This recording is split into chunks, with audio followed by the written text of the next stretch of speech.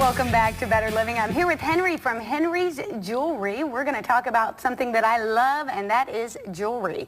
I'm a big fan. The more, the better.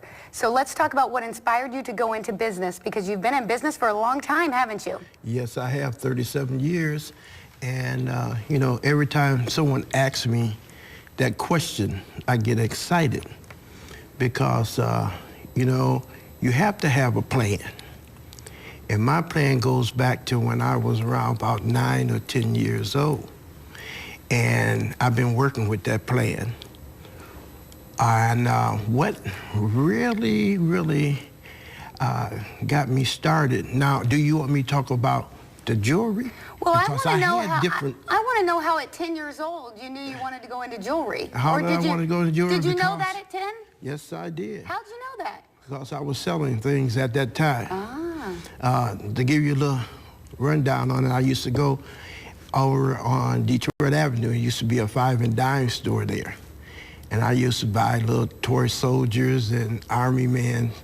And I used to come back home in the backyard, tell all the kids I got things for sale. And I used to put them on the box, and I used to sell to them. And my mother, she looked out the window and said, "Boy, what are you doing out there?"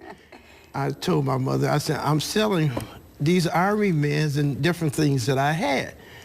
And she said, "If you don't grow up to be a crook, you're going to be a jeweler, or you're going to be a salesman. You're going to be something in life."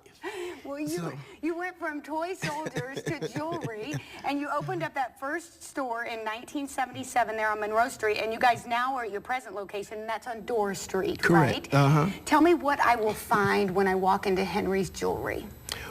What you're going to find is a fine line of diamond jewelry, sterling silver, fashion jewelry, and we just really touch on a little bit of everything. Stainless steel is real big now. Sterling is big now. With the price of gold going up like it has, we are starting to sell more sterling silver jewelry and stainless steel now. And the pieces are very fine. I remember when you could very seldom find a piece of sterling silver with diamonds in it. But they are doing a lot of jewelry now in sterling with diamond. We were kind of joking when you came up here. I said, my husband has the misconception that everything he buys me has to be expensive, and I'd like to keep it that way. But you said it doesn't have to be expensive. Nice jewelry doesn't have to be expensive, does it? No, it doesn't. And the reason for that is, like, they started using a lot of diamonds in sterling silver because the metal sterling is less expensive than gold. And some of the same pieces that you can buy in gold, you could get it in sterling. Now, when I come in, and I know you have this wide variety of things, can I come in and say, okay, I want to buy a gift for my mom, and this is my price range. You can help me maybe figure out what would work and what would be best for that situation or that gift giving. You can help me with that. And say, for instance, if you was looking at a diamond ring, for example, and I had that ring in 14 karat. Well, I can get that same ring for you in 10 karat if you want to, you know, a price point. And you can help me know what's better. Maybe if it's for my mom and I really want it to be special, I want to go to 18 karat, but if it's for my daughter and I'm a little scared about her losing it, or I don't want it to be because 10 karat's a little harder, I think, isn't it, than the higher karat. I want it to be more durable. Then you can help me with those kind of decisions, because you guys really do know your jewelry. Yes. I would say that happens to me a lot. I would say to buy her something in sterling, in jewelry, because you can find some really nice jewelry in sterling. A lot of people, they have a concept, the wrong concept, when they come into the store and they see something in white gold and they call it sterling silver. And I have to explain to them the difference in sterling and the difference in white gold. Because they're used to seeing sterling, so they come in and they call everything silver instead of white gold.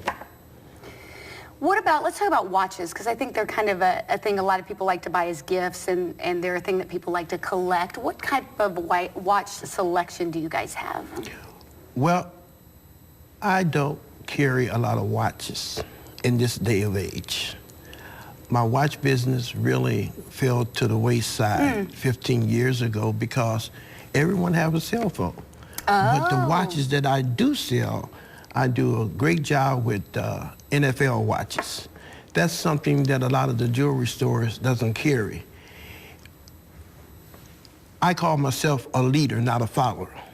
That's a So great thing. you have to find a niche. So I don't go after watches anymore. Well, but an NFL watch, everybody has a favorite team. Correct. That they want, and that's something that if they're going to wear a watch, they want their favorite team on their arm, and they can come in. Can you get any team, or do you just have specific teams? Any team. Okay, so But if somebody's by me- looking for a team, right. then come in, you can order that for them and get them that team. Yes. Excellent. By me talking to you, Don, I'm letting the cat out the bag. Well, if you need an NFL watch, if you are not mad at the Patriots for deflating those balls and you want a New England watch, now you know where to go. Perhaps you would prefer to have a Cleveland Browns or Cincinnati Bengals watch, or maybe Detroit Lions. You can get them all at Henry's Jewelry on Dorr Street. Check it out today. We'll be right back on Better Living.